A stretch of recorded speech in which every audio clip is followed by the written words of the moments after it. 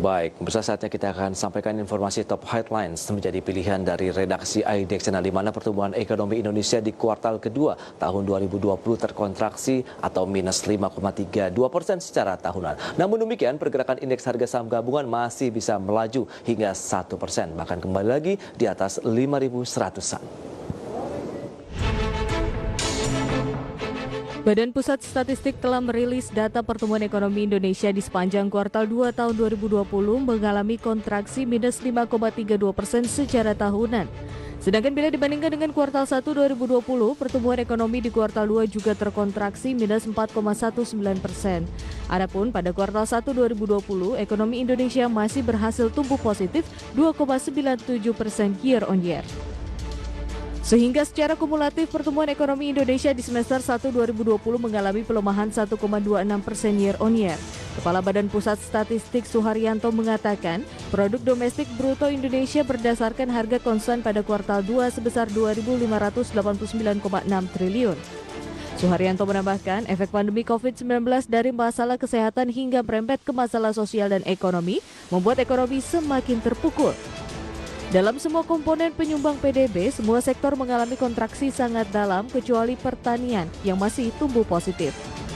Jadi sekali lagi, perekonomian Indonesia pada triwulan kedua 2020 secara Y on Y dibandingkan dengan triwulan kedua 2019 mengalami kontraksi sebesar 5,32%. Kalau kita bandingkan dengan triwulan 1 tahun 2020 itu Q, maka pertumbuhan ekonomi Indonesia pada triwulan kedua ini juga mengalami kontraksi minus 4,19%. Sebelumnya pemerintah memperkirakan ekonomi pada kuartal 2 tahun ini mengalami kontraksi di kisaran minus 3, hingga 5 minus 5,1%. Hingga titik tengah di angka minus 4,3%. Namun anjloknya kontraksi di sektor strategis membuat ekonomi kuartal 2 tidak bisa banyak diharapkan.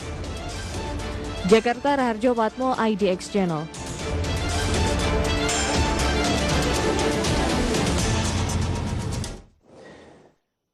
Baik, pemirsa, kita lanjutkan kembali perbincangan bersama dengan Bapak Rifan Kurniawan, Indonesia Value Investor, Direktur dari PT Indovesta Utama Mandiri. Pak Rifan.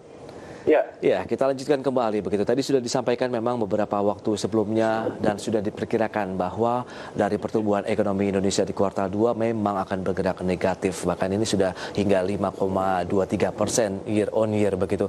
Lantas dengan kondisi seperti ini, indeks memang sudah terbukti ya masih perkasa begitu. Tapi adakah sektor-sektor ataupun strategi investasi apa sih yang perlu dicermati dan juga diterapkan oleh masyarakat investor maupun traders menyikapi perdagangan hari ini? Apalagi tadi dengan adanya tambahan anggota baru di Bursa Efek Indonesia, sebenarnya pasar modal ini masih menjadi daya tarik bagi investor ataupun perusahaan-perusahaan yang ingin mendapatkan atau mencari dana segar untuk perseroan. Silakan Pak Rifan.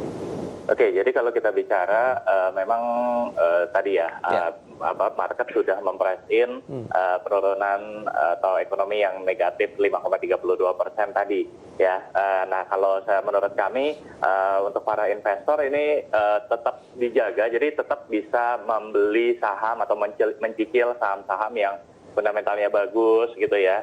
Tapi juga mungkin jangan terlalu overconfident juga karena kita melihat bahwa masih akan ada beberapa kerikil-kerikil lah di depan seperti itu. Jadi jangan terkadang kan kita tahu bahwa market itu banyak yang overconfident kemudian mendorong harga ke atas dan kemudian ketika retail atau membeli di harga atas dan kemudian market kembali ke bawah ya akhirnya mereka cut loss lagi ujungnya seperti itu. Jadi kalau menurut kami teman-teman boleh untuk membeli saham-saham ya sepanjang memang fundamentalnya bagus ya, atau misalkan teman-teman yang teknikal disertai dengan analisa teknikal yang mumpuni juga seperti itu ya. Tapi balik lagi money management yang penting diperhatikan untuk saat ini, jangan terlalu jor-joran dulu ya, cicil secara perlahan itu lebih aman untuk saat ini.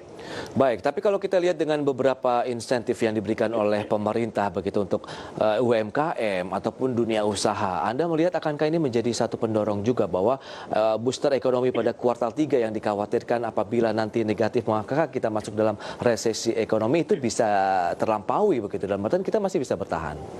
Ya, jadi kalau saya melihat memang langkah yang diambil oleh pemerintah ini sangat-sangat luar biasa ya, terutama dengan relaksasi pajak, kemudian dengan berbagai stimulus yang diberikan. Ya, ini sebenarnya tujuannya adalah untuk menciptakan likuiditas di pasar, menjaga likuiditas. Nah, jadi saya melihat kalau misalkan nih likuiditas tadi bisa terserap ya, misalkan bantuan dana COVID-19 yang kemarin baru 19% bisa lebih dimaksimalkan. Kemudian juga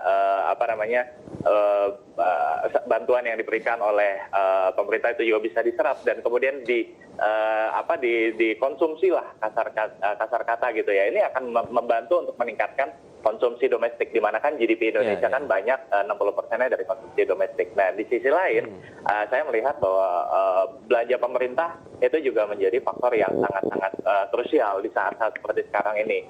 Jadi ditambah dengan belanja pemerintah lagi ya, kita harapkan kuartal 3 nanti bisa lebih baik daripada kuartal 2. Oke, nah bagi para investor sendiri, sektor-sektor apa yang menurut Anda masih seksi yang perlu dicermati juga bisa menjadi pilihan investasi tentunya di tengah kondisi market seperti saat ini? Optimisme nampaknya terus dibangun hingga saat ini, Mas Rifan. Ya, jadi kalau untuk dari kami sendiri di Indovesta itu saat ini masih lebih banyak menempatkan dana kami di sektor-sektor yang defensif. Ya. Jadi sektor-sektor defensif misalkan perbankan. Nah, sekarang bank-bank buku 4 itu juga masih bisa dikatakan relatif murah secara valuasi, jadi masih menarik untuk dikoleksi. Ya, kemudian seperti energi baik gas ataupun listrik ini juga menunjukkan potensi yang cukup menjanjikan, valuasinya masih murah dan prospeknya juga masih baik gitu ya.